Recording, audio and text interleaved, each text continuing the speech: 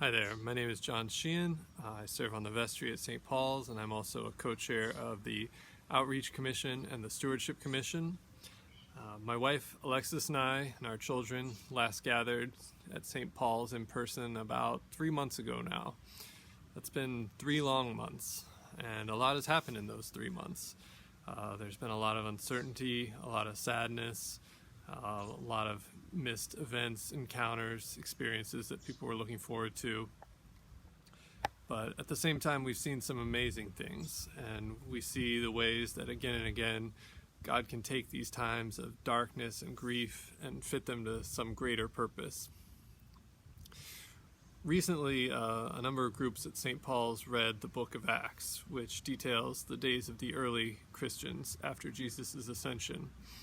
And there's a passage in chapter 11 that describes the church in Antioch, where apparently we're told things were going pretty well. They were doing pretty well, attracting new members. They had a pretty vibrant church community. And then a prophet appears and predicts that there's a coming of a severe famine, which we're told came to pass.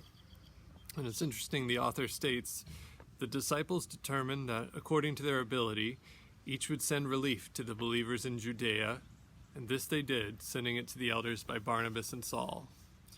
So, a terrible natural disaster strikes, and what does the church in Antioch do? They figure out who most needs the help, how best can they provide it, and then they put the plan into action. Give or take 2,000 years later, I see a church that was doing pretty well, having some success bringing in new people, and then disaster struck. And I've seen St. Paul's go through the same process as that church in Antioch. Who needs help? How can we help them? Let's get to it. I've seen an outpouring of charity and good works from this entire community. In our outreach meetings, I've been privileged to take part in impassioned discussions about how we as a community can do the most good for people in need. Last month, the Outreach Commission donated $10,000 to community organizations with an emphasis on food security and assistance to marginalized groups. When the clergy and the vestry called for donations for a COVID relief fund, the response was immediate and impressive.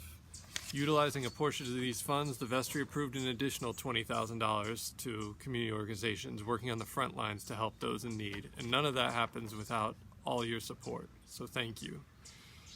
But it's not just money.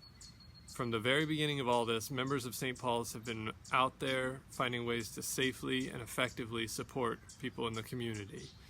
And so out of all this darkness, we see light.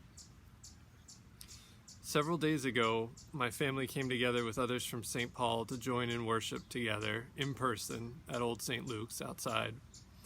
It had been 3 months since we'd seen a lot of these faces without Zoom. 3 months of quarantine and separation, and I know many of us are eager to get back to whatever normal's going to look like and try and put some of this behind us.